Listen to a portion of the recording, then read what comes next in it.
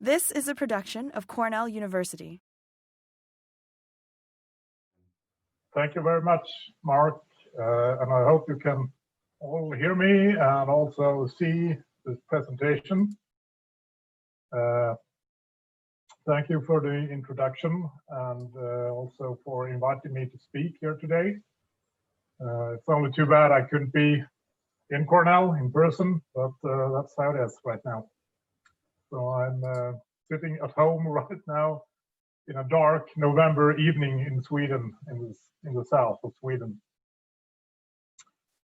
So the title of this talk might seem a bit obscure, but the story I want to tell is about genomic selection, basically.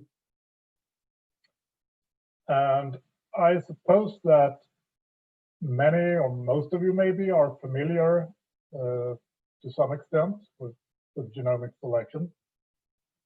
But even if you've never heard about it before, I think that that won't be a problem, because this is not a talk that will be very heavy on technical details. It's more about what genomic selection means for practical plant breeding. And also it's a little bit of my personal reflections on how genomic selection has been received and implemented in the plant breeding community. And I will show you some examples from our spring oat breeding program that I, until 1 month ago, was responsible for. Now I have another position, which is called Group Manager Population Improvement, and Mark described a little bit about what that was. And I think it will become maybe a little bit more clear in this at the end of my talk as well. So I like just Mark introduced Lantmannen a little bit, and I will just say a few words about the company I work for. It's a pretty big company for Swedish in Sweden. It's an agricultural cooperative that is owned by practically all Swedish farmers. Some 20,000 farmers in Sweden all have a share in this cooperative. We employ about 10,000 people, and we work in a number of countries around the world. And we are, as we usually say, involved in the entire value chain, meaning from the farmer, from the seed, up until the consumer product, the bread, the muesli, the pasta, things like that. So we supply the farmer with whatever he or she needs in terms of seed, fertilizer, machinery, other types of equipment and consumables. And we then buy the harvest and produce from the farmer and turn that into consumer products. And one part of this company, this operation, is plant breeding. We have a plant breeding unit, which is located in, here is a map of Sweden and Europe. And we are located at the southernmost part of Sweden. You can see on the map to the right. It's out on the countryside in a little village called Svalöv. It's an area of large farms and agricultural landscape, vast fields, while the rest of Sweden is mostly forested, as you might know. So this part looks more like Denmark or continental Europe than the rest of Sweden. And this is where most agricultural activities and products are produced. And this is also where most of the, well, we don't have a lot of plant breeding companies actually in Sweden. It's it's us, Lantmannen, and a company called Hillesag that's breeding sugar beets.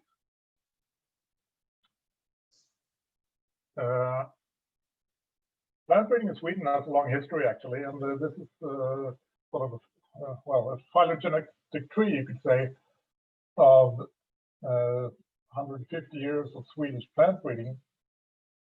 It started in Svalöv, in this little village, in the 1870s or 1880s, where some large farmers got together and thought that we need better seed. Let's start some kind of plant breeding activities here. So they established something called a Swedish Seed Association, and they had a company, and then Svalöv quickly became quite an active and important center in early plant breeding and genetics research. And we have been doing plant breeding since then, under different names and with different owners. For a while, the company was known as Svalöv AB, as Mark mentioned. Now we're part of this big Lantmannen group. A small unit in a big company. It has its advantages and its disadvantages. That's the way it is. But we have this long tradition of plant breeding, which we can draw upon. Today, we have been breeding over the years about 50 or 60 or so different crops. Today, we do cereals, wheat, barley, oats, and triticale. We do spring oilseed rape or canola. We have a number of forage grasses and legumes, and also fava beans. And we have potatoes, and we have willows, a solid bioenergy tree that we breed. And we will soon start also a pea breeding program. And as you can see here, these are all crops that have different modes of reproduction and different genetics. Some are inbred lines, some are hybrid. Some, as the forages, are not pure lines, but heterogeneous populations. And some are clonally propagated and usually highly heterozygous, like potatoes, for example. So these, in terms of genomic selection and the development of prediction models, they all have their own challenges. And it can be quite demanding to sort of apply genomic selection in this rather diverse set of crops. But this is what we try to do.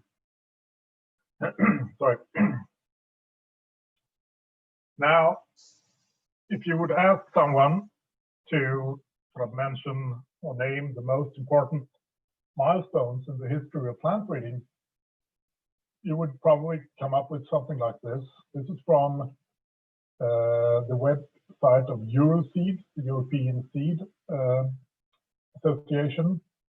And this starts all the way from, the domestication, and then you have different crops that were domesticated, and you have mandolin, you have hybrid breeding, and you have mutation breeding and genomic selection and GMOs and gene transfer and all that.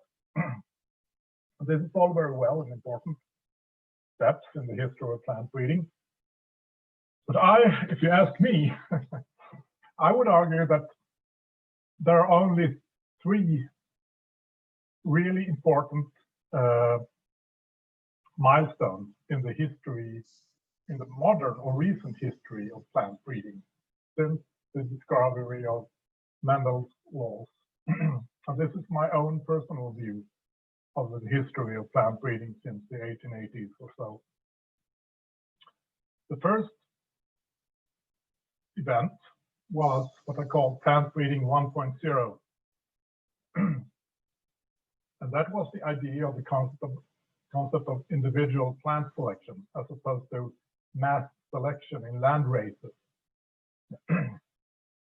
There was a breeder in Svalöv, actually, called Lantmannen, who in 1896 thought that it would be better to, instead of doing mass selections in very diverse populations, isolate individual plants and propagate offspring from individual plants, and in this way to develop inbred pure lines. He worked with cereals. And this was sort of in anticipation, you could say, of Johansson's theory of inbred lines and concept of the genotype and the phenotype, which came some years later. And this turned out to be really successful. They developed many new varieties, very good varieties, used in individual plant selection. The next milestone was not long after that, when a guy called Lantmannen invented or thought that it would be a good idea to do crossbreeding, to cross plants in order to obtain superior recombinant genotypes.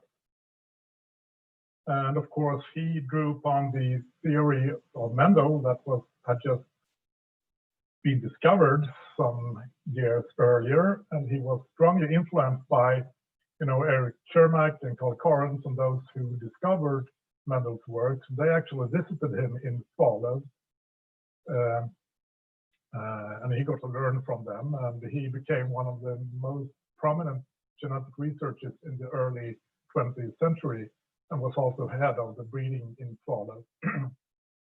And he was one of the first who could show that continuous traits or quantitative traits have a Mendelian basis.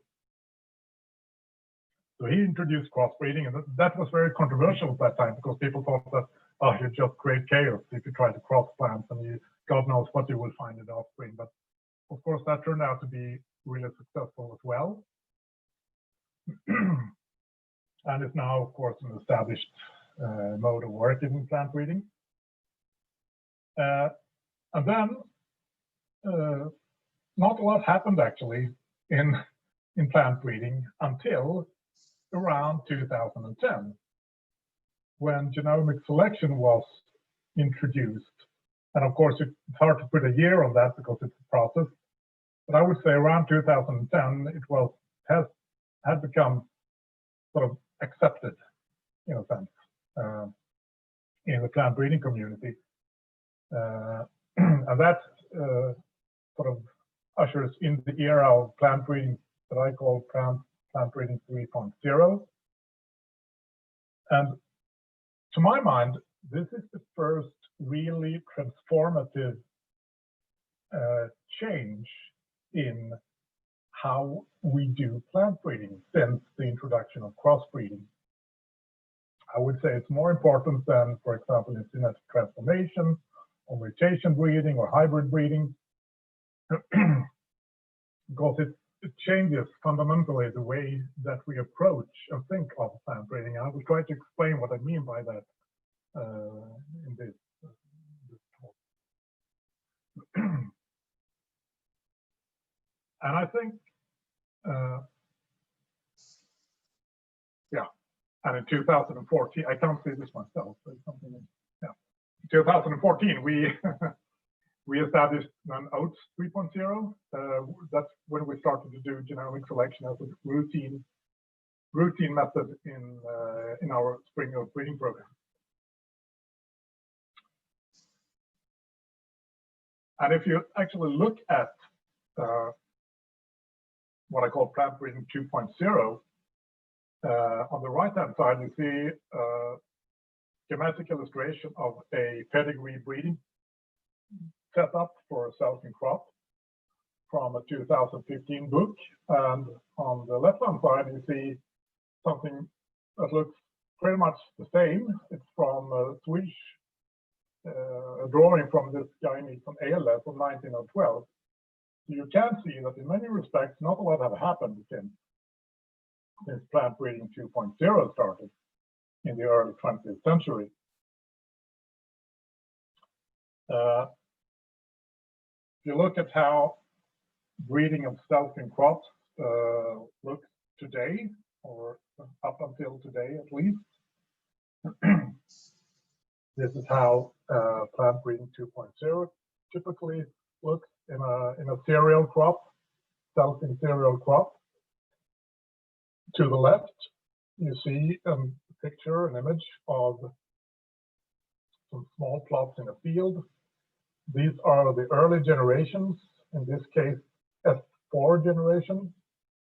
And perhaps you can see that there are 5 rows in that little plot. And each of those rows is one inbred. It's not totally inbred, it's an F4, but still on its way to be inbred line. We treat them as separate lines. You have about some 20 or 30,000 of these lines in the field. And typically in the early generations of a breeding program, we have about 10 to the 4, 10 to the 5 different lines of genotypes.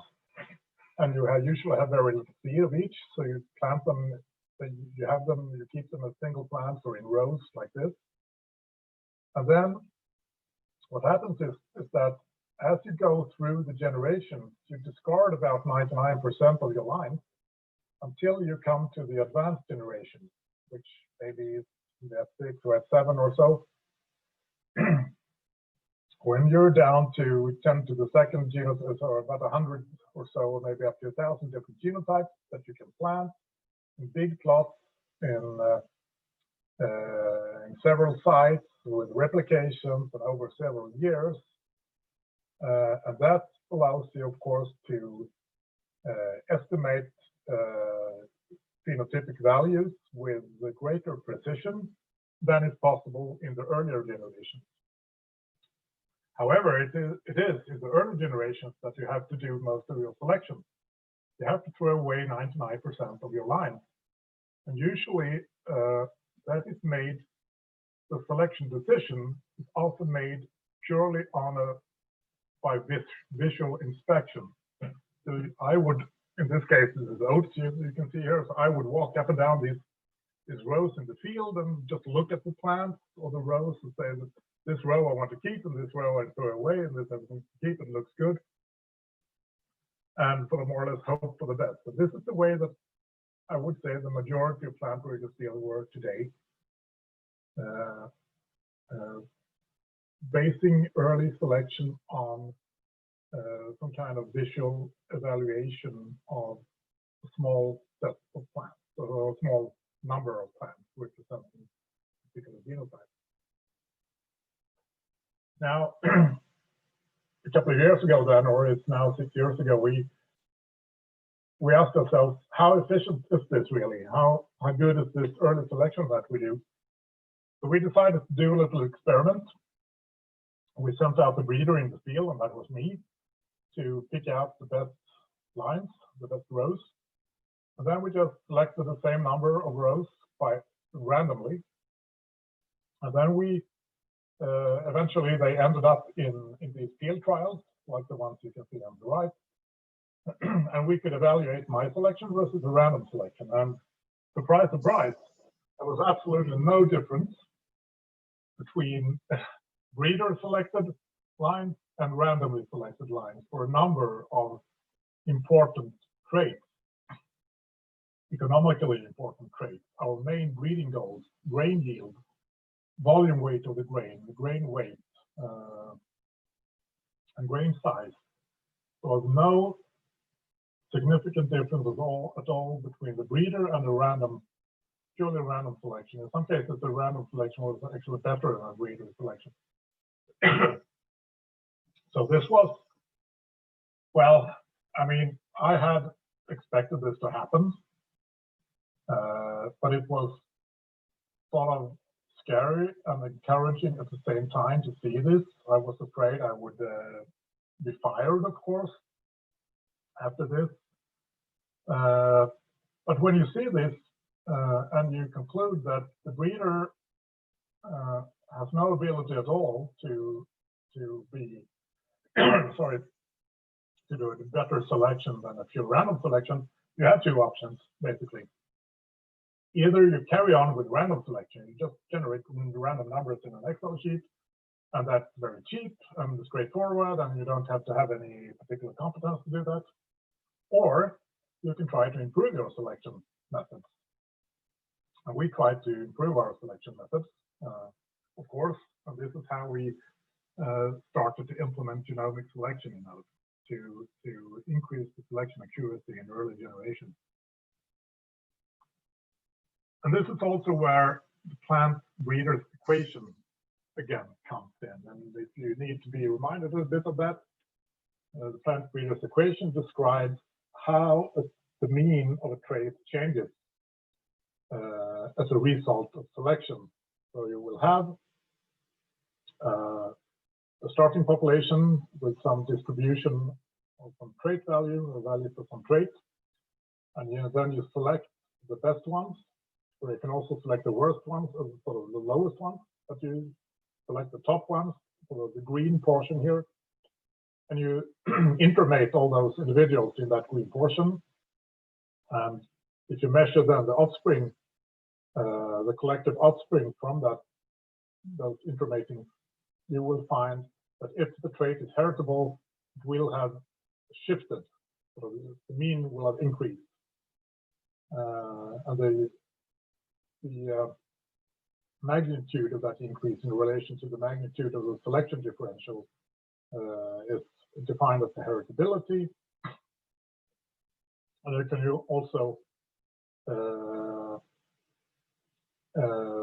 define it in terms of, as I've done here, selection intensity, which is related to the proportion of the population that you select. If you select a very small proportion of your starting population, you will have a strong selection intensity. And you have the additive standard deviation, the additive genetic standard deviation, that is, and you have the selection accuracy. So these are the parameters that you can work with in your breeding program to improve your response to selection. And as you just saw, the selection accuracy we had in our spring oat breeding program was 0. We couldn't really expect any response to selection at all. And of course, this is another way to view it. It's just a simple randomly generated distribution of, let's say, of a trait in an F4 population. The white bars here, 10,000 lines. Now, if you select out of those 10,100 lines randomly, and you produce an F7 population eventually, for example, then the distribution in that F7 population will look as the small red distribution at the bottom here. The mean will not be different from the mean of the big white F4 population, but there will be, by chance, of course, some lines that are slightly better and some lines that are slightly worse. And if then you select the lines that are slightly better and use those as parents for your next breeding cycle, then you will have a small selection differential, and you will have a small response in the next generation again. So even if though you have selected at random, you can have a response to selection, since there will be some, by chance, some F7 lines that are better and some that are worse. And if you do good yield trials with good precision, you will be able to find those. However, if you can select in your F4 lines, you can select with an accuracy of 0.5, you will have F7 lines with a much larger, with a much higher mean than your original F4 population. And of course, if you select the best of those to be parents for your next breeding cycle, then you will have a larger selection differential and a larger response. So that is why it's so important to have, good selection accuracy in early generations. And of course, we who work in commercial plant breeding, we also, of course, focus quite a lot on the duration of the breeding cycle and the gain, the selection response per unit time, or the genetic gain per unit time. And that depends on, as we have seen before, the selection intensity, the selection accuracy, the additive genetic variation, or standard deviation in this case, and the duration of the breeding cycle, which is in the denominator here. And if you do some simulations, or you can also look at this analytically, you see that the parameters with the largest effect on gain that you can play around with is or are the selection or the generation interval or the duration of the breeding cycle and the accuracy of selection. The intensity and the amount of variance that you have a comparatively smaller effect on the gain per unit time. So we decided to work with generation intervals or duration of the breeding cycle and the accuracy of selection to improve, to get the most out of our genomic improvement, basically. And of course, you know that in most breeding programs today, the breeding cycle are far too long. They can be up to 7, 8, 9 years. And the reason for that is, of course, that if you select a parent for your next cycle, you must be able to base that selection on something. And normally, you base that selection on the performance in yield trials. And you cannot do yield trials until you are in the advanced generations, which usually takes 5, 6, 7, 8 years. For that reason, you get very long breeding cycles. If you had been able to select your parents already in the early generations, then you would have a much shorter breeding cycle and a much larger gain per time. But of course, there is not much data to base your selection of parents on in most cases. Unless, of course, you can use genetic markers. And so the question is, can we use genetic markers? And there is certainly no shortage of markers around. I mean, this is the timeline of genetic marker development, starting in plants and plant breeding, and it started already now 30 years ago with RFLPs, and now the same person would work with RFLPs today in plant breeding. It was not really until the PCR technology allowed us to generate thousands of markers, hundreds of markers, and thousands of markers. You had the rapid markers. Eventually got the microsatellites, the SSR markers. We had AFLP markers, and then we had dark markers, which is some kind of array-based AFLPs, more or less. And you could do QTL maps, and there were association mapping studies. A lot of that was done. And nowadays, you have SNP arrays, and you also have the sequencing of entire genomes, which has become cheaper and sort of practically feasible nowadays. And right now we have, most of the major crops have been sequenced. The wheat, the barley, rye, oats has been done. Rapeseed is done. Many other crops. We also have genomic sequences of the more or less good resolution and quality, but they are there. And of course, there's, as I said, there's no lack of markers to be used in plant breeding. What was missing was some kind of theoretical or conceptual or methodological framework to use markers in a good way in plant breeding. And that happened, you could say, with the advent of genomic selection. And usually you take the publication of this paper in year 2000 as a starting point of genomic selection, or in 2001. It was not an entirely new idea at the time. There had been similar ideas around for a while, but this was the first time that someone really sort of formulated a coherent idea of genomic selection. And this was, of course, looking at animal breeding first.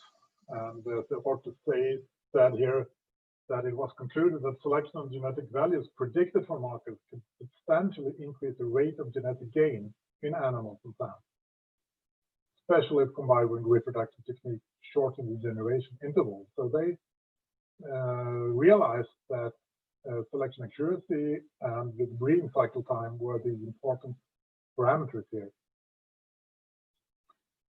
Now, if you're not familiar with genomic selection, this is a very short sort of course in genomic selection.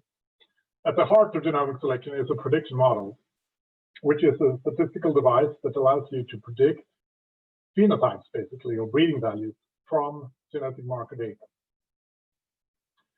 And what you need to build a prediction model is some kind of data, and you get that data from a training population from which you collect phenotypes and you collect genotypes.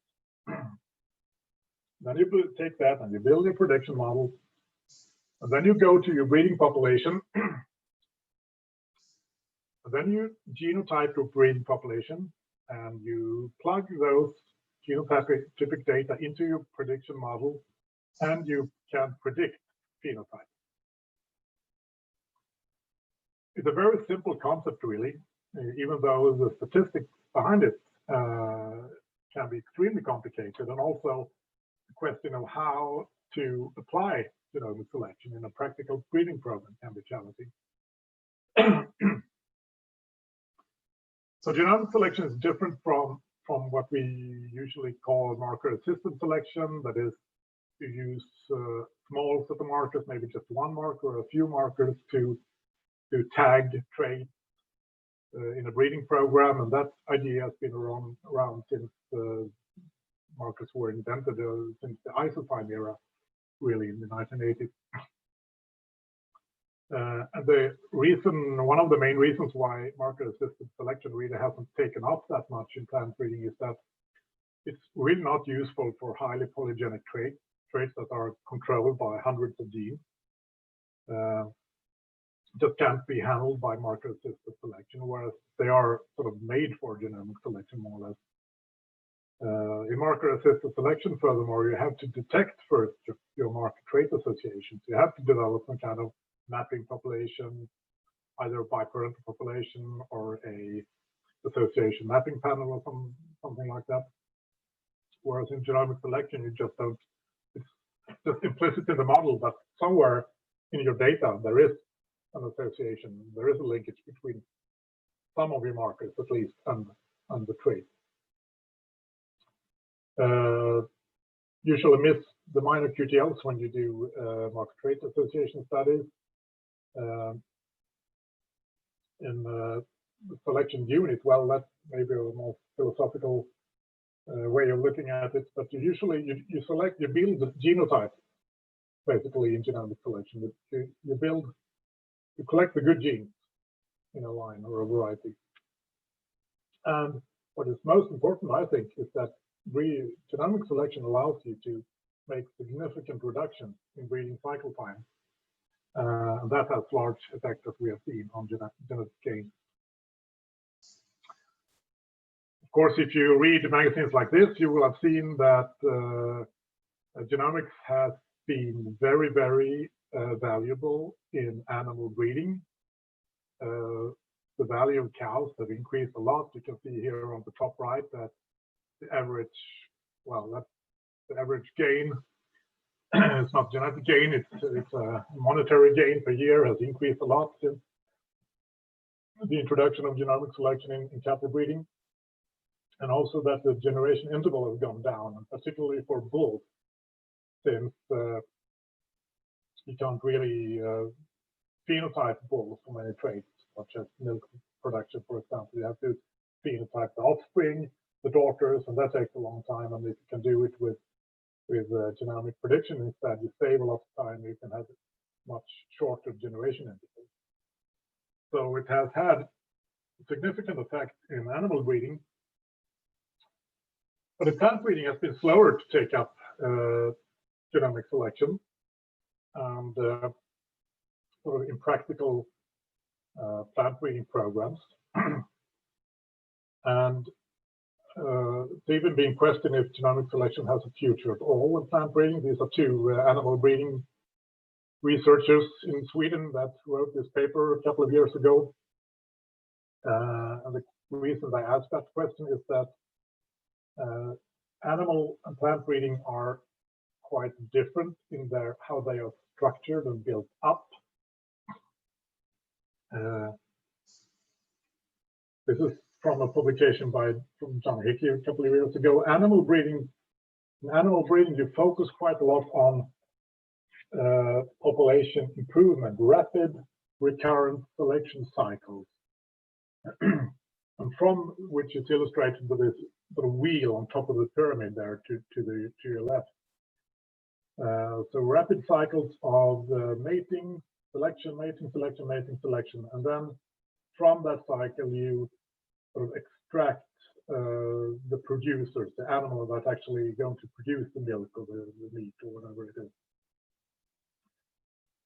Whereas plant breeding has focused quite a lot, and particularly for cereals and inbred crops, on line development, a slow process of inbreeding and development of inbred lines, extensive field testing, and very slow breeding cycles, really. And for this reason, animal breeders have been more focused on quantitative genetic approaches to their work. Things like progeny testing, estimation of breeding values, mixed model analysis, all that stuff has been sort of the routine work for animal breeders, whereas plant breeding has sort of drifted more and more into the hands of agronomists. Particularly, you know, as I said, the extensive field testing, things like that. So at least in Europe, that has become, so the plant breeding has become a job for agronomists to a large extent. And many agronomists do not have solid statistical training, at least not in Europe. So genetic knowledge has sort of been sort of come in the played second role here, in the second fiddle in plant breeding, which I think is one reason why suddenly when this genomic selection bomb explodes in the face of plant breeders, I don't really know what to do with it.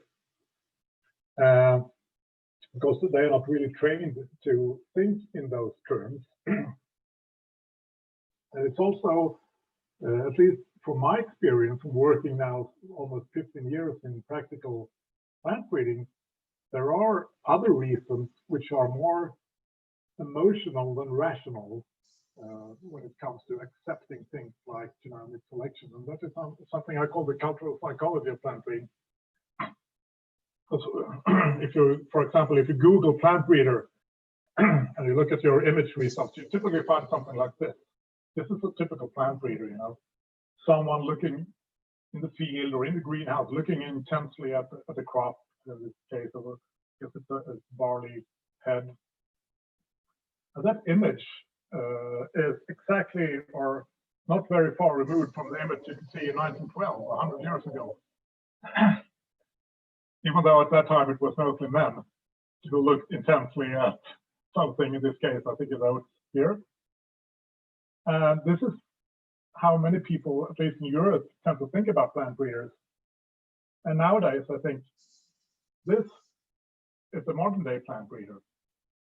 And we just last week hired a person, a plant breeder, to sit in front of the computer most of the time and develop prediction models. I think it's the first plant breeder in our company that will not have to wear boots. So there is a cultural shift here, and at least in my experience, there are plant breeders that have a hard time accepting this. And let's just finish by giving you some quick examples from how we built up genomic selection, how we built up the oat breeding program using genomic selection. I can't go into the most secret details here, but I will try to give you an idea at least of how we were thinking. So we had this OATS 2.0, the old school breeding, traditional breeding setup, where we had early generations in the field, and then I walked up and down here and selected the best ones, and what I thought were the best ones. It turned out they were not the best ones. And then we did the yield trials. It was slow, it was evidently inefficient, and it had what I call the low information content, by which I mean that we didn't really learn very much by walking up and down this field from year to year. So we replaced those early generations with greenhouse grown single seed stem propagated lines material, and we genotyped every single one of them, and we based our selection on predicted phenotypes. We were able to go from cross to field trials to what you see on the right in 3 years. So in year 1 we did the cross, in year 3 we had the field trials. We still do the field trials because 1, we have to validate our predictions, and 2, the final test will always be a phenotypic test. And also, we use the information from the field trials to update our prediction model. So it's a continuous updating of our models by using the field trials, which means that we also put bad stuff in the things, lines we know will never become a variety. We put in the yield trials because we need the data. And so this is one example. It's now 1 or 2 years old. The accuracy of predicted yield. So on the y-axis, the vertical axis, you have predicted grain yield in the F4, and on the image to the left, you will see the F4 generation. That is where that material we did the prediction. And then 2 years later, we had the F8 population in the field, and we could compare the predicted phenotypes, or the predicted yield, with the observed yield. And we had what we think a pretty good correlation here. The cost per line of genotyping was at that time $25. And it's interesting to compare to this graph on your left-hand side now. Again, in that graph, you have the observed grain yield in the F8 of the x-axis. And on the y-axis, you have instead the observed grain yield the year before in the very same lines.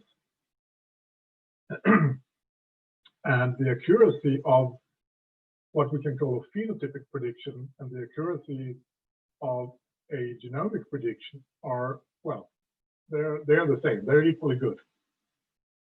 Just that the phenotypic prediction costs 6 times as much, and you cannot do it. You cannot do it until much later in the process. And of course, the breeder's prediction was 0, so that's pretty useless. What else can we predict? We can predict a number of traits here. All those traits that I couldn't predict, we can now predict with markers instead. Now, of course, you see a variation in the prediction accuracy between different traits, and that probably has to do with the genetics of those traits. Some traits we get very good, strong, accurate prediction. Path concept, for example, which is more or less impossible to see in the field with the eye. We can predict with a high probability or a high accuracy. And also, these are some examples from spring wheat, which is bred a crop that we breed for baking quality. And baking quality is something that's built up of many different sub-traits. You could say dough yield, or bread volume, a gluten index, and falling number, and sedimentation, and all those stuff that are absolutely impossible to observe in the field but with the eye, but which we can now predict using markers instead.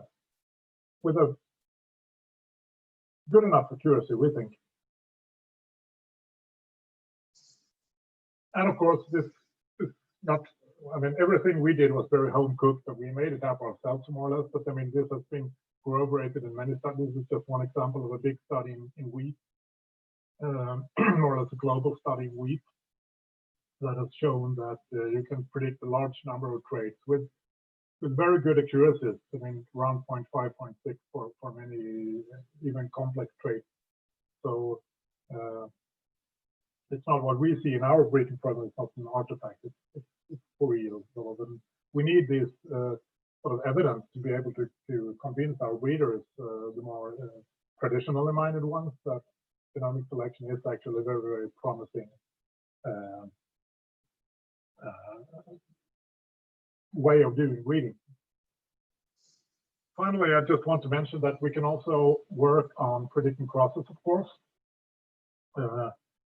In the old school plant breeding, in plant breeding 2.0, cross prediction, which means which parent shall I combine, which mom shall I cross with which dad, was pretty much up to breeder guesswork.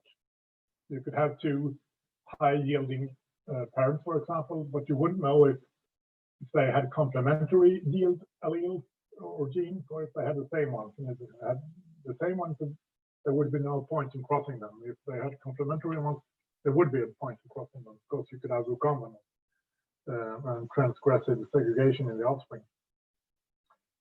And so it's the reason why you do hundreds and hundreds of crosses each year is that you simply don't really know which ones to cross. And it has even become a bit of a status among plant breeders to say, I do 500 crosses each year. How many do you do? And if you then only do 300 crosses each year, you're sort of not really want to say that. But if you think about it, we release maybe 1 or 2 new oat varieties each year. And if the merit of those varieties is due to genetics, then it is in principle predictable, knowable which crosses we should make. So it could be sufficient with doing just 1 or 2 crosses each year. And we try to increase sort of the knowability or the prediction, the predictability of crosses that we use by simulating crosses. So nowadays, or up to now, we could do about a couple of 100 lines, a couple of 100 combinations, and a couple of 100 progeny per combination, and we would have some maybe 10,000 or 50,000 offspring, like the ones in the rows in the field I showed you before, that would be evaluated by visual inspection. Nowadays, we can instead do the crossing in silico.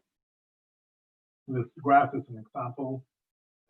We have here 3,500, something like that, lines with SNP data. That gives you about 6 million pairwise combinations that you can do in silico, not in reality. We have simulated 500 offspring per combination. So each dot you see is mean value of 500 offspring to 6 million crosses. So we have evaluated around 3 billion offspring for a number of traits here. All the traits that we have prediction models for, basically. And in the graph, you have on the x-axis here yield, and on the y-axis you have the volume weight, for example, 2 important traits. And then you can select which crosses you want to make. And here in this particular example, you have to do some trade-off between yield and volume weight. And it's just up to, your priorities, which crosses you want to make here. But it does give you the possibility of doing billions of crosses in the computer before you actually do them in reality. And so the consequence of this development from the implementation of genomic prediction models in breeding has led us to structuring our plant breeding in a way that is more animal breeding like. So now we have divided before, I should say, plant breeding 2.0 is what you see on the right-hand side here, the typical pedigree breeding program structure. Now, you are building up a process to do what the animal breeders do, a population improvement part, which is a rapid cycling and prediction selection cycles. So you cross, you predict, you select, you cross, you predict, you select very quickly. And if you combine that with speed breeding techniques, growing your plant growth chambers under very controlled circumstances, you can have 4 up to 6 generations a year, which means that you can reduce your breeding cycle even to below a year. And from that cycle, from that wheel, we extract the lines to go into the ordinary traditional yield trials for the final selection of varieties, but also to provide data for the prediction models.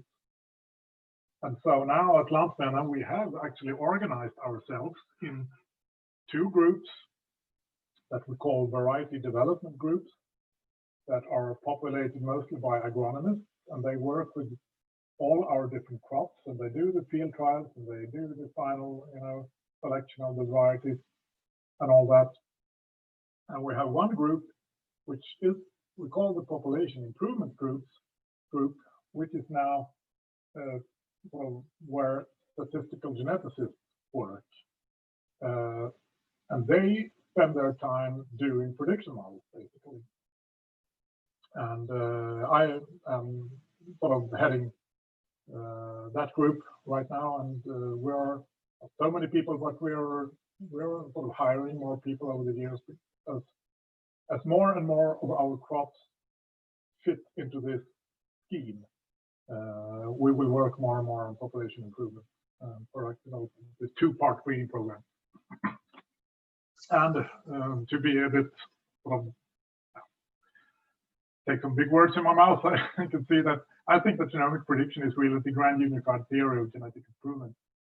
It's something that cuts across crops. You're not sort of in your crop silo any longer. You're not an oat expert or wheat expert or barley expert. You can work across crops. You can even work across the plant-animal divide. So we need a lot more people, statistical geneticists, bioinformaticians, people like that. I think have a bright future in both animal and plant breeding. And to me, that's very exciting and very promising for the future. And that's about it. What I want to say today. Thank you very much. Thank you, Alf. Very interesting. I can open up the floor for questions now. If you wish, you can put your questions in the chat box, or you can just raise your hand and speak up. Alf, I had a question about Lantmannen. I know you work on several crops, but do you typically have just one breeder per crop, or do you often have more than one breeder per crop? Well, we have mostly one breeder per crop. We have, so in wheat, for example, we have one spring wheat and one winter wheat program. So that's two wheat breeders, basically. And then we have 2 barley breeders as well. But, other than that, there are typically one breeder per crop. And how many testing stations do you have in Sweden and in Europe? In Sweden, we have, well, first of all, we have our own stations, breeding stations. Mm-hmm. And we have, Sweden is not a very big country, so we have 3 breeding stations that we own in Sweden, and 1 breeding station that we own in the Netherlands. And then we sort of use service providers for other for the other locations. So we have in oats, for example, we have I think some 15 to 20 locations across Europe, and we have 5 or 6 locations in Canada. Mhm. And I'm not sure exactly with the other crops how many they have, but something similar, I guess. So we try not to own too much land, but we try to buy services instead from well, trial service providers. Mhm. Can be universities, and can also be private companies. Yeah. I had a question about seed increasing when you're using this rapid when you're growing a bunch of cycles by single seed descent in the greenhouse. How then do you move quickly from the single seed or the spike or the panicle if you're doing oats? How do you move from that to enough seed to plant out a yield plot? Is that done in the greenhouse, or is that done with a summer season or a counter season nursery? A combination, actually. So when we harvest the final single seed generation, we plant that in the greenhouse, in the soil in the greenhouse. So we do some kind of hill plots in the greenhouse, and so the final single seed descent generation is harvested in February, March. The plant is greenhouse hill plots in April. We harvest them in August. We send them to New Zealand, and the year after we can get enough seed back to plant yield trials at 6 locations. Thank you. We've had good experience with New Zealand seed increases as Yeah. well. Very high quality. We've gotten up to 100 to 1 seed increase in New Zealand. Mm. Yeah. Do you have any problems? Do you have any problems with seed dormancy when you're trying to turn over generations in your greenhouse? No, not. We haven't had that now. It works very well. Mark, there are a couple of questions now in the chat. Oh, sorry. Oh yeah, thanks. Yes, there are a couple of questions in the chat box. From Nick Morales, it says, thanks for the talk. Is the genotyping done in-house, and how many SNPs do you generally work with? Right now, the genotyping is a service that we buy. We work, with a chip that has we typically get about 5,000 or so polymorphic SNPs, even though there are more on the chip.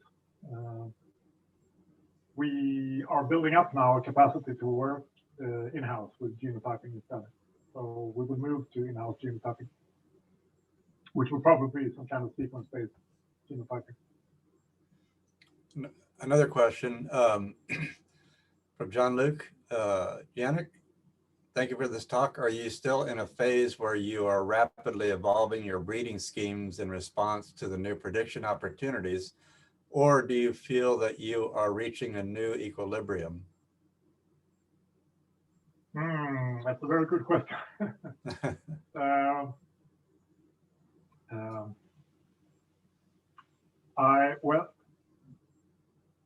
We're getting to an equilibrium, I think. When we started in 2014 with genomic selection, it was as a way of doing early generation selection, as I tried to show.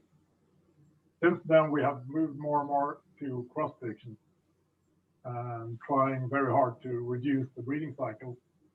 And we can accept, if you have a very fast breeding cycle, you can accept the lower prediction accuracies.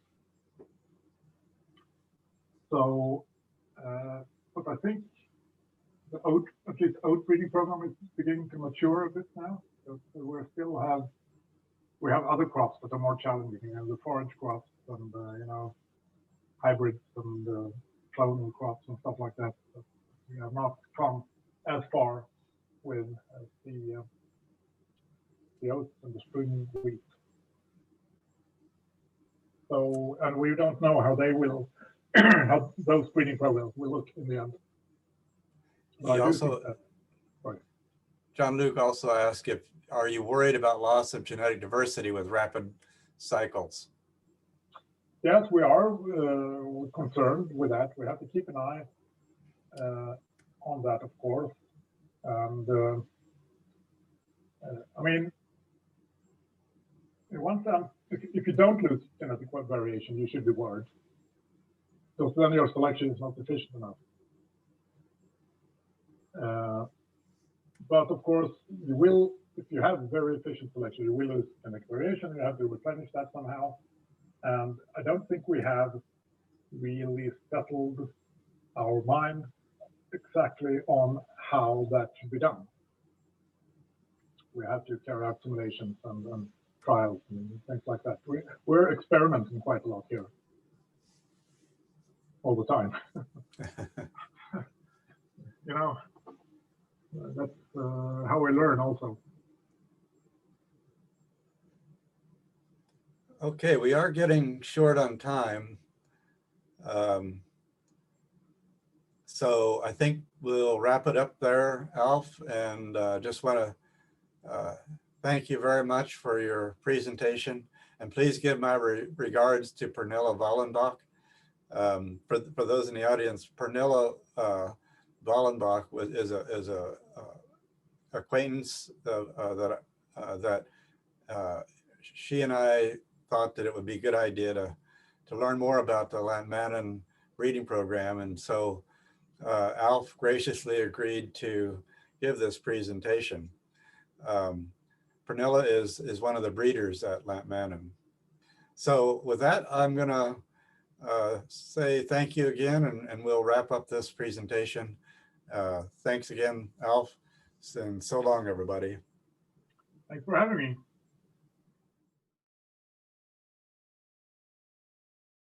This has been a production of Cornell University, on the web at cornell.edu.